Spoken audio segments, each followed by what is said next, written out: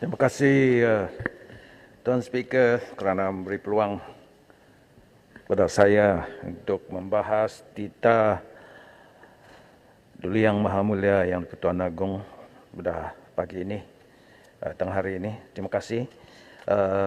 Pertama, saya ingin membangkitkan isu cadangan kerajaan baru-baru ini untuk mengeluarkan kad warga asing di Sabah.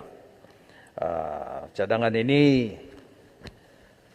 walaupun mungkin baik, tetapi amat sensitif dari segi persepsi warga Sabah. Ini disebabkan pengalaman yang pahit bagi mereka, di mana sebelum ini ada projek IC, selepas itu ada PSS, iaitu PAS sementara yang diberikan kepada warga asing, terutama sekali kepada pendatang tanpa izin. Sebab itu mereka mentah-mentah menolakkan apa jua cadangan kalau disebutkan isu kad. Tuan Speaker, walaupun ini adalah sensitif dan kontroversi dan seringkali dipolitikkan, tetapi isu ini, masalah ini perlu diselesaikan dengan segera, dengan holistik dan dengan muktamad. Sebab kalau tidak, ini akan lebih membahayakan kepada negeri Sabah, kepada Malaysia dari segi keselamatan, dari segi ekonomi, dari segi politik, dan apatah lagi baru-baru ini kita telah mendengar kumpulan Sulu telah menuntut, membawa kes tuntutan mereka ke mahkamah di Spain, di Madrid, dan mereka telah diberi keputusan di mana mereka berhak menuntut tidak kurang daripada 62 bilion ringgit Malaysia daripada Malaysia. Jadi ini merisaukan rakyat Sabah dan membimbangkan mereka, dan perlu ada penjelasan daripada kerajaan Malaysia. Apakah pendirian kerajaan Malaysia tentang tuntutan ini, kes mahkamah ini, dan siapakah sebenarnya yang dalang untuk membawa kes ini ke Madrid. Saya setuju dengan ahli daripada Kota Belud bahawa isu ini adalah isu yang penting dan perlu disegerakan, kerana Malaysia diminta supaya memberi penjelasan dan jawapan dalam tempoh 1 bulan. Jadi saya menyokong saranan beliau supaya perkara ini dibahas dalam Dewan yang mulia ini. Walau bagaimanapun, sementara itu isu warga asing di Sabah perlu diselesaikan. Dan saya telah mendengar banyak keluhan daripada rakyat meminta supaya IC Sabah dikeluarkan, bukan kad warga asing. Tetapi dalam pandangan saya menyokong supaya satu exercise, satu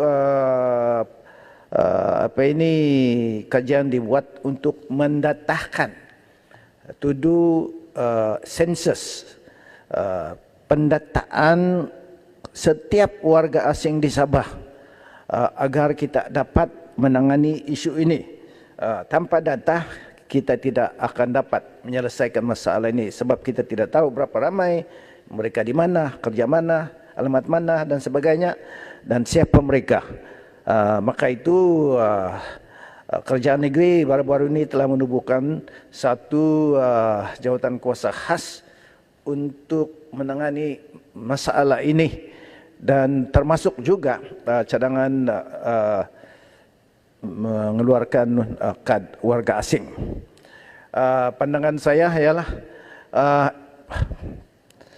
kerjasama di antara kerajaan negeri dan kerajaan pusat harus dibuat, dan saya mintalah supaya kuasa yang penuh diberikan kepada kerajaan negeri untuk menangani isu ini, dan juga sokongan yang penuh daripada semua agensi federal dan penguat kuasa di Sabah. Dengan itu kita dapat menjalankan pendataan ini dengan baik, dengan kerjasama dan penglibatan semua pihak. Kita bercadangkan supaya semua stakeholders, agensi kerajaan penguat kuasa, badan-badan NGO dan juga badan pemimpin-pemimpin politik juga dilibatkan supaya penyelesaiannya boleh diterima oleh semua pihak. Berhormat Keningau, penjelasan boleh. Ada tuaran nak mencelah. Boleh sekejap. Sila, Yang Berhormat tuaran. Okey. Yang Berhormat selaku Timbalan Ketua Menteri Sabah dan telah pun dilantik sebagai pengurusi jawatan kuasa seperti mana yang telah Yang Berhormat nyatakan tadi. Adakah Yang Berhormat bersetuju bahawa dalam usaha mencari penyelesaian tuntas dalam masalah kebanjiran pendatang asing tanpa izin di Sabah, kita hendaklah merujuk kepada 4 kategori pendatang asing tanpa izin di Sabah. Iaitu pertama, pendatang asing tanpa izin yang datang tanpa dokumen dan menduduk di Sabah. Lepas itu pelarian perang Filipina. Lepas itu yang ketiga adalah stateless children. Dan yang terakhir ialah penduduk Sabah yang telah mendapat dokumen kewarganegaraan yang diragui. 4 ini. Jadi cerita Yang Berhormat tadi dalam hal sama ada mengadakan banci ataupun dalam hal pemberian kad warga negara ini, Yang Berhormat merujuk pada kumpulan mana ini? Yang pertama tadi PTI kah? Yang pelarian perang Filipina kah? Atau yang stateless kah? Atau kategori yang keempat yang mempunyai dokumen kewarganegaraan diragui? Mana satu Yang Berhormat? Okey, terima kasih. Kita akan menyelesaikan masalah secara menyeluruh, dan pendirian kerajaan negeri dan pusat adalah untuk menangkap dan mengusirkan pendatang tanpa izin. Yang lain-lain itu akan kita duduk bersama dengan Yang Berhormat juga untuk mencari penyelesaian supaya kita akan dapat menangani masalah ini dengan bersama. Terima kasih. Saya juga ingin menyentuh sedikit tentang isu hak kewangan Sabah, di mana setiap tahun kita mendengar Sabah ini paling miskin. 8 daripada 10 daerah paling miskin di Malaysia adalah di Sabah. Dan baru-baru ini kita dengar pengumuman daripada Menteri di Jabatan Perdana Menteri Haliwal Sabah dan Sarawak, yang mana beliau telah mengumumkan ada pembayaran grant khas 40% yang akan dibayar 5 kali ganda daripada apa yang telah sedang dibayar sekarang. Ini adalah berita yang baik. Walau bagaimanapun, bila mana kita Penjelasan Yang Berhormat Keningau. 5 kali ganda 26.7 juta itu hanyalah 133.5 juta. Persoalan saya, adakah ini mengganti tuntutan hak kita ke atas 40% hak kewangan daripada berasaskan kepada artikel 112C dan D dalam perlembagaan. Saya harap ini tidak menjajaskan tuntutan itu, dan saya juga melihat penjelasan. ini sebenarnya keputusan yang tidak ada asas. Ada dua asas saja yang kita boleh Penjelasan yang bohong gunakan pasal di sini, kemiskinan tadi. yaitu satu, membayarkan dan memenuhi keperluan perlembagaannya, itu 40% hasil bersih, ataupun gunakan formula yang ditentukan pada tahun 69, 48 tahun yang lalu, di mana pembayaran 20 juta meningkat 7,5% setiap tahun, sehinggalah 26,7 Penjelasan juta. Yang Muhammad. Boleh. Dan dalam perlembagaan dia mengatakan sekiranya tidak ada financial review, formula yang lalu boleh digunakan.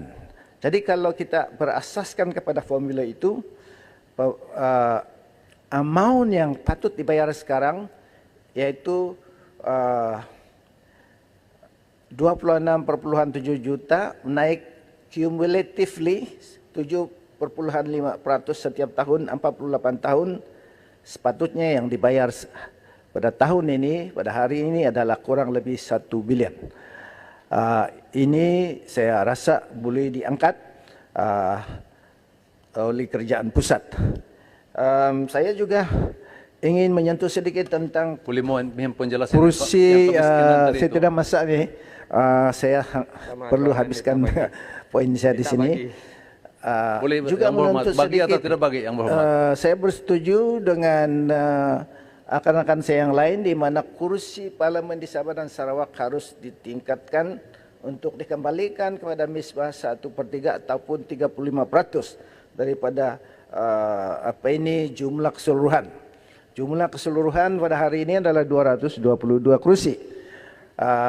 Daripada 222 kursi ini, Semenanjung mempunyai Bolehkah tidak YB? Tidak boleh. 167 kursi. Maksudnya ini merupakan 75%. Dan Sabah dan Sarawak hanya ada 25% kursi secara total. Jadi ini adalah terlalu rendah, 10% lebih rendah daripada yang sepatutnya, yaitu 35%. Jadi saya menyokong saranan ini, dan sepatutnya Sabah dan Sarawak mempunyai kursi yang lebih mungkin bertambah daripada 28 kursi lagi. Dan kawasan daerah Tembunan yang daerah penuh sekarang pun satu-satu daerah yang tidak ada kursi parlimen. Seharusnya mempunyai kursi parlimen demi untuk pembangunan di daerah itu. Tuan Speaker, saya juga ingin menyentuh sedikit tentang isu pembangunan, di mana kerajaan negeri baru-baru ini telah melancarkan Sabah Maju Jaya sebagai rangka pembangunan negeri. Memfokuskan kepada pertanian, pelancongan, industri dan sebagainya, dan pendigitalan. Dan bila mana pengumuman ini dibuat, pelabur-pelabur asing daripada luar, China, daripada Eropah dan sebagainya telah menarik minat dan mencadangkan beberapa pelaburan. Antara pelaburan ini memerlukan keputusan dan sokongan daripada kerajaan pusat. Sebagai contoh, untuk menubuhkan, mewujudkan satellite station di Sabah supaya boleh mewujudkan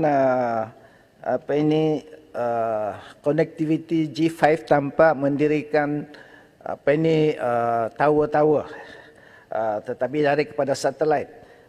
Bolehkah kerajaan, adakah kerajaan terbuka untuk menyokong dan meluluskan cadangan ini? Tuan Speaker, saya juga meminta dan menyokong saranan Tuan yang terutama mengenai politik, kurangkan politik. Saya rasa ini satu saranan yang baik, dan tumpukan kepada pembangunan dan menyelesaikan masalah. Saya harap konsep keluarga Malaysia ini dapat diamalkan oleh semua pihak, kerana ini akan memberikan kita satu perasaan kekitaan dan kita boleh bekerjasama sebagai keluarga dan menghormati antara satu dengan yang lain. Dan dengan ini kita boleh duduk bersama dan tidak buang masa untuk berpolitik dan bersengketa antara satu dengan yang lain. Maka itu saya mohon menyokong. Sekian, terima kasih. Keningau? Yang Keningau? berhormat Keningau. Saya nak tanya soalan boleh? Ada? Speaker, boleh? Ada masih ada masa? Ya, silakan. Silakan, ada Ya, masa lagi. tadi saya mengikuti perbahasan Keningau. Saya mendapati bahawa Keningau tak ada sentuh pasal perjanjian NCA, the Nature Conservation Agreement, yang carbon credit, yang isu carbon credit ini. Dan saya harapkan Tuan Keningau memberikan pandangan bahawa adakah Keningau berpandangan bahawa kerajaan persekutuan dalam proses mengubah undang-undang untuk carbon credit untuk seluruh Malaysia ini harus engagement dengan negeri Sabah, dan kalau boleh ini seharusnya diletak di bawah bidang kuasa kerajaan negeri. Terima kasih Ketua Kinabalu. Sila. Terima kasih oleh kerana ini ada kes di mahkamah, saya tidak boleh menjawab isu ini nanti sub judice pula. Terima kasih. Terima kasih.